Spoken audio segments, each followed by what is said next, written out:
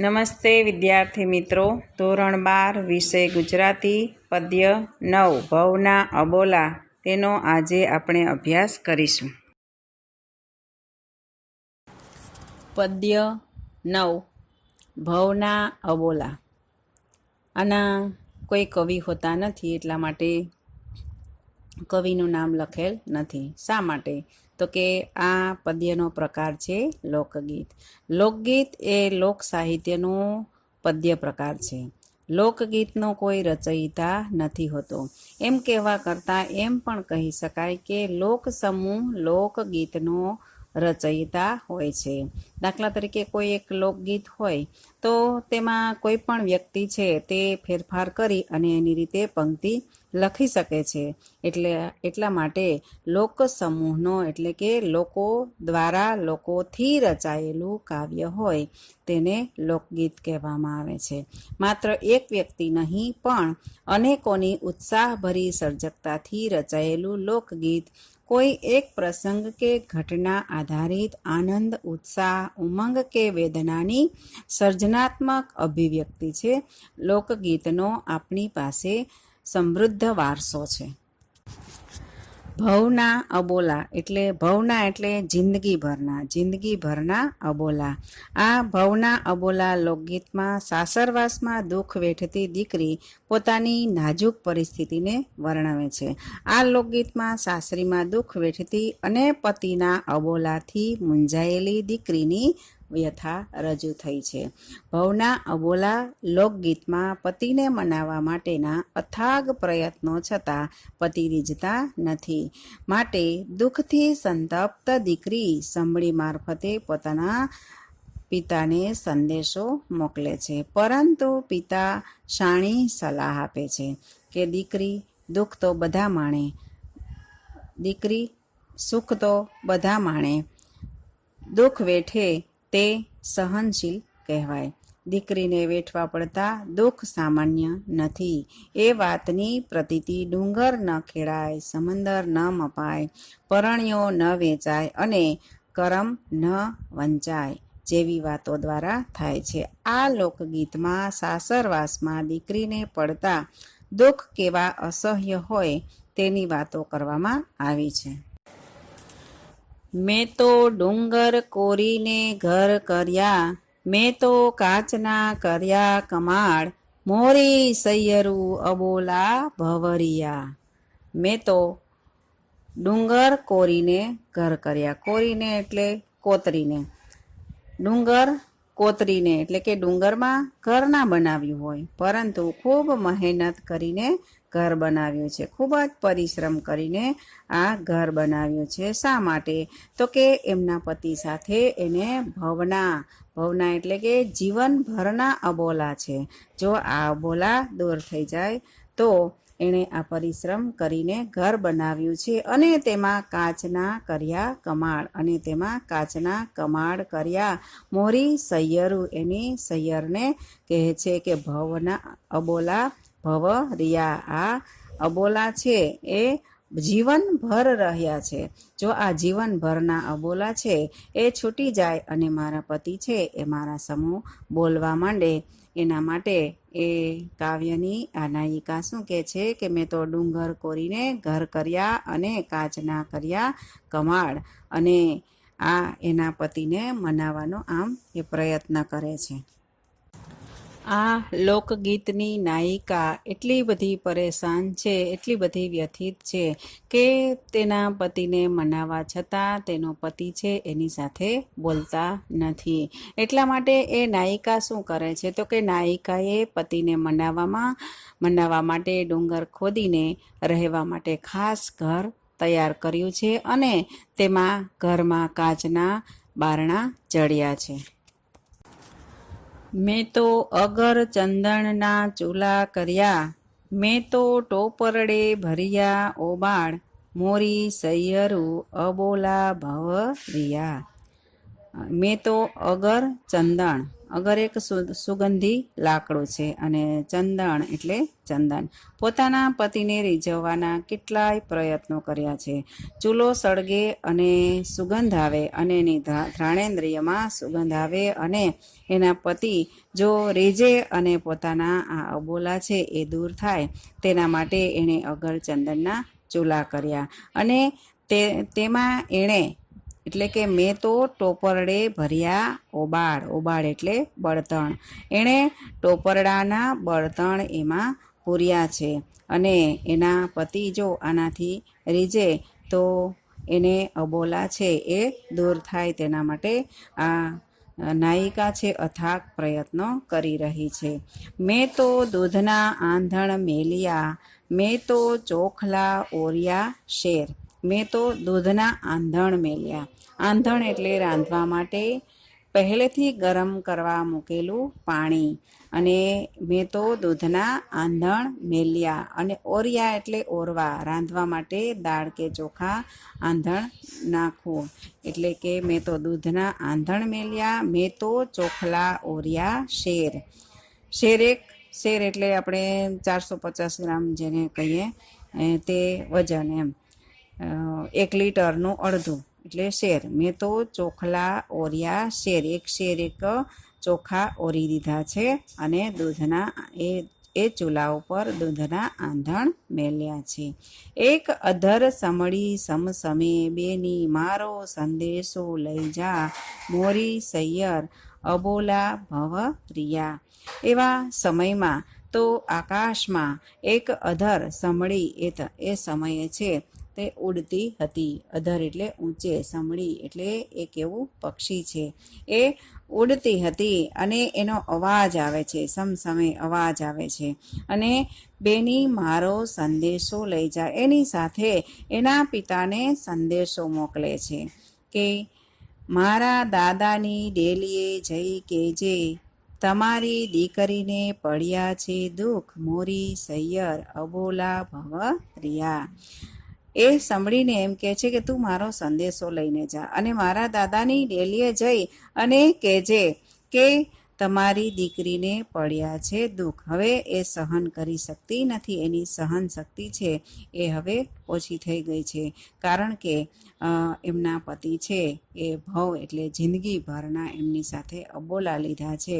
હવે એનાથી સહન થઈ શકતું નથી. એટલા માટે એમના દાદાને એ કોની સાથે સંદેશો મોકલે છે તો કે સમળી સાથે સંદેશો મોકલે છે અને તમારી દીકરીને પડ્યા છે દુઃખ એવું તું મારા દાદાને જઈને કહેજે. દીકરી દુઃખ રે હોય તો વેઠીએ, દીકરી સુખ તો વેઠે છે સૌ, મોરી સૈયરું અબોલા ભવરિયા. દાદા છે એ પત્ર વાંચે છે અને પત્ર વાંચી અને એ દીકરીને સંદેશો મોકલાવે છે કે દીકરી દુઃખ રે હોય તો વેઠીએ, દુઃખ હોય તો સહન કરીએ. એ દુઃખને સહન કરવા જોઈએ. કારણ કે એ એમ કે છે સુખ તો વેઠે સૌ. વેઠવું એટલે ભોગવવું. સુખ તો બધા જ ભોગવી શકે છે, બધા ભોગવે છે, પણ દુઃખને સહન કરી અને ઘરમાં રહેવું તે ખૂબ જ અગત્યનું છે. અહીંયા દાદાએ પુત્રીને એવી સલાહ આપી કે દાદાએ દીકરીને સાસરીમાં સુખ તો સૌ ભોગવે છે, પણ જે દુઃખ સહન કરે તે જ ખાનદાન કહેવાય, એવી સલાહ આપે છે. દાદાની સલાહ જાણી દીકરી દાદાને ફરી પોતાની વ્યથા વ્યક્ત કરતા કહે છે કે પરિસ્થિતિ એટલી નાજુક છે કે તેને કેમ ઉકેલવી. એના સંદર્ભમાં દીકરી કેટલાક ઉદાહરણ આપે છે. તે હવે આપણે આ આગળના કાવ્યમાં જોઈએ. દાદા ખેતર હોય તો ખેડીએ, ઓલ્યા ડુંગર ખેડિયા કેમ જાય. દાદા કૂવો રે હોય તો ત્યાગીએ, ઓલ્યા સમદર તાગ્યા કેમ જાય. દાદા ઢાંઢોરે હોય તો વેચીએ, ઓલ્યો પરણ્યો વેચ્યો કેમ જાય. દાદા કાગળ હોય તો વાંચીએ, ઓલ્યા કરમ વાંચ્યા કેમ જાય.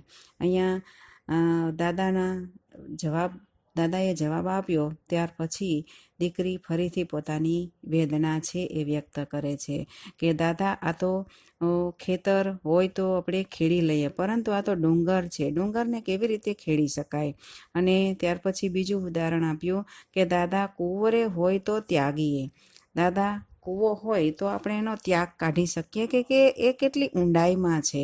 અને ઓલ્યા સમુદ્ર તાગ્યા કેમ જાય? આ તો સમુદ્ર છે, સમુદ્રને આપણે સમુદ્રનો ત્યાગ કાઢવો છે એ સહેલો નથી, એ આપણે સમુદ્રનો ત્યાગ કાઢી શકીએ નહીં. મોરી સૈયરું અબોલા ભવરિયા. દાદા ઢાંઢોરે હોય તો વેચીએ, ઓલ્યો પરણ્યો વેચ્યો કેમ જાય? દાદા ઢાંઢો હોય તો, ઢાંઢો એટલે બળદ, બળદ હોય તો આપણે વેચી દઈએ, પરંતુ આ તો પરણ્યો છે, પરણ્યાને વેચી શકાય નહીં. પરણ્યો વેચ્યો કેમ જાય? મોરી સૈયરું અબોલા ભવરિયા. દાદા કાગળ હોય તો વાંચીએ, ઓલ્યા કરમ વાંચ્યા કેમ જાય? મોરી સૈયર અબોલા ભવરિયા. દાદા કાગળ હોય તો આપણે વાંચી લઈએ, આ તો મારા કરમ છે, કરમને હું કેવી રીતે વાંચી શકું? આ એક પછી એક ઉદાહરણ દ્વારા આ દીકરી છે પોતાની વ્યથા સમજાવે છે કે ખેતર ખેડી શકાય, પણ ડુંગરને કેમ ખેડવો? કૂવામાં કેટલું પાણી છે તેનો તાક કાઢી શકાય, પણ સમુદ્રના પાણીનો તાક શી રીતે કાઢી શકાય? ઢાંઢો વેચી શકાય, પણ પરણ્યો એટલે કે પતિને થોડો વેચી દેવાય. કાગળ હોય તો વાંચી શકાય, પણ કરમમાં અર્થાત એટલે કે આપણા નસીબમાં શું લખ્યું છે તે શી રીતે જાણવું? આપણે દીકરીની વ્યથા એ છે કે સાસરીમાં ગમે તેટલા દુઃખ પડે તેને સહન કરી શકાય, પણ પતિને મનાવવાના અનેક પ્રયત્ન કરવા છતાં તેના અબોલા છૂટે જ નહીં, તો આ પરિસ્થિતિને કેમ સહેવી? નાયિકાને પોતાના પતિની સાથે ભવના અબોલા છે, એટલા માટે નાયિકાએ પતિને મનાવવા માટે ડુંગર ખોદીને રહેવા માટે ખાસ ઘર તૈયાર કર્યું. એ ઘરમાં કાચના બારણા જડ્યા છે. એ કાચના બારણા છે એ હવે તેની આખી જિંદગી પતિના અબોલા સહેવા પડશે. પતિ સાથેના પ્રેમ સંબંધની પરિસ્થિતિ કાચના કમાળ જેવી નાજુક થઈ ગઈ છે. એણે અગરચંદનના ચૂલા બનાવ્યા છે. શા માટે? તો કે એમના પતિ માટે સારી રસોઈ બનાવવા માટે. એણે જો રસોઈ સારી બનાવી અને જમાડે અને જો રીઝી જાય તો તેમાં ટોપરાના બળતણ ભર્યા છે. તેણે ખીર બનાવવા માટે દૂધના આંધણ મૂક્યા અને એમાં 1 શેર જેટલા ચોખા ઓર્યા. આટલા પ્રયત્ન કરવા છતાં નાયિકા સાથે તેનો પતિ બોલતો નથી. આથી આ નાજુક પરિસ્થિતિથી મૂંઝાયેલી નાયિકા આ તેના ઉકેલ માટે દાદાને સંદેશો મોકલે છે અને દાદા એનો જવાબ આપે છે કે દાદા દીકરીને સાસરીમાં સુખ તો સૌ ભોગવે, પણ જે દુઃખ સહન કરે તે જ ખાનદાન કહેવાય, એવી સલાહ આપે છે. હવે નાયિકાએ પોતાને પતિને મનાવવા માટે ખૂબ પ્રયત્ન કર્યા હોવા છતાં પતિ કોઈ વાતે રહેતો નથી અને પત્નીને સાસરીમાં ગમે તેવા દુઃખ પડે તો સહન કરી શકે, પણ પતિ જ એનાથી મોઢું ફેરવી લે, તેની સાથે અબોલા લે એ દુઃખ સામાન્ય નથી. નાયિકાએ આ દુઃખ વેઠવું પડ્યું છે અને આ દાદા સલાહ આપે છે. એ દાદાની સલાહ જાણી દીકરી દાદાને ફરીથી પોતાની વ્યથા છે એ વ્યક્ત કરે છે કે આ પરિસ્થિતિ એટલી નાજુક છે કે તેને કેમ કરીને મારે ઉકેલવી. એના એ ઉદાહરણ આપે છે કે ખેતર હોય તો ખેડી શકાય, ડુંગર હોય તો ડુંગરને કેમ ખેડવો, કૂવો હોય તો તેનો પાણી કેટલું છે તેનો ત્યાગ કાઢી શકાય, સમુદ્રનો ત્યાગ આપણે કેવી રીતે કાઢવો, ઢાંઢો હોય તો વેચી શકાય, પરણ્યો એટલે કે પતિને આપણે કેવી રીતે વેચી દેવાય, કાગળ હોય તો વાંચી શકાય, પણ કરમ અર્થાત આપણા નસીબ છે એમાં જે લખ્યું છે તે આપણે કેવી રીતે જાણવું? એટલે ટૂંકમાં દીકરીની વ્યથા એ છે કે સાસરીમાં ગમે તેટલા દુઃખ પડે તેને સહન કરી શકાય, પણ પતિને મનાવવાના અનેક પ્રયત્નો કરવા છતાં તેના અબોલા છૂટશે જ નહીં, તો આ પરિસ્થિતિને કેમ સહેવી? કાવ્યમાં વ્યાકરણ આવે છે તેની ચર્ચા કરીએ તો બીજી જ પંક્તિમાં છે મેં તો કાચના કર્યા કમાળ. તો તેમાં કાચના શબ્દ છે તે વિશેષણ છે.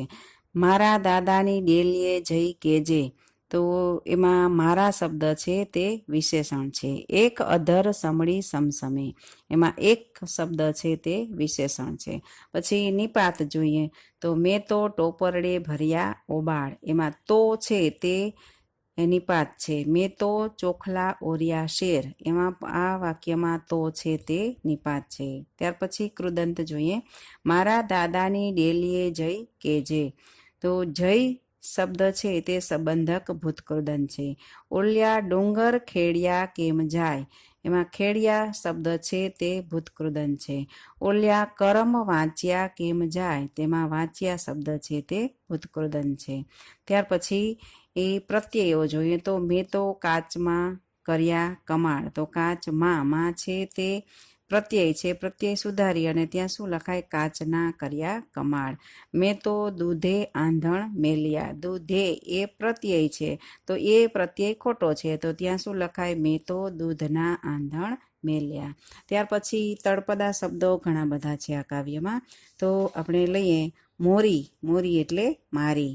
પછી ચંદણ એટલે ચંદન, સૈયરું એટલે સહિયર, ભર્યા એટલે ભાર્યા ભર્યા, ઓબાળ એટલે બળતણ, ચોખલા એટલે ચોખા, પડ્યા એટલે પડ્યા, રિયા એટલે રહ્યા, ઢાંઢો એટલે બળદ, કરમ એટલે કર્મ નસીબ, મેલિયા એટલે મૂક્યા, કે જે એટલે કહે જે, ઓલ્યા એટલે પેલા, ટોપરડે એટલે કોપરાથી, પરણ્યો એટલે પતિ. શબ્દ સમૂહ માટે એક શબ્દમાં રાંધવા માટે પહેલેથી ગરમ કરવા મૂકેલું પાણી, તો શું થાય, આંધણ. ઘર આગળની બાંધેલી દરવાજાવાળી રચના એટલે શું થાય, ડેલી. પછી આપણે કરમ શબ્દ હતો, તો કરમનો સમાનાર્થી નસીબ અને પ્રારબ્ધ થાય. પછી સમદર એટલે સાગર અને દરિયો, સહિયરું એટલે સહિયર સખી, ડુંગર એટલે પર્વત અને પહાડ. આ કાવ્યમાં આવતા હેતુલક્ષી પ્રશ્નો જોઈએ. ભવના અબોલા કૃતિનો કાવ્ય પ્રકાર જણાવો, તો એનો કાવ્ય પ્રકાર શું છે, લોકગીત. લોકગીત એ કયા સાહિત્યનો પદ્ય પ્રકાર છે, તો કયું સાહિત્ય આવશે, લોક સાહિત્યનો. પછી લોકગીત એ કોનું સહજ સર્જન છે, કોનું સર્જન છે, લોક સમૂહનું. તમારા પાઠ્યપુસ્તકમાં કયું લોકગીત અભ્યાસક્રમમાં છે, આ પ્રશ્ન ઘણી વખત પૂછાય છે પરીક્ષામાં, તો કયું આવશે, ભવના અબોલા. પછી સાસરવાસમાં દીકરીને પડતા અસહ્ય દુઃખની વાત કયા કાવ્ય દ્વારા વ્યક્ત થાય છે, તો કયા કાવ્યમાં આવે,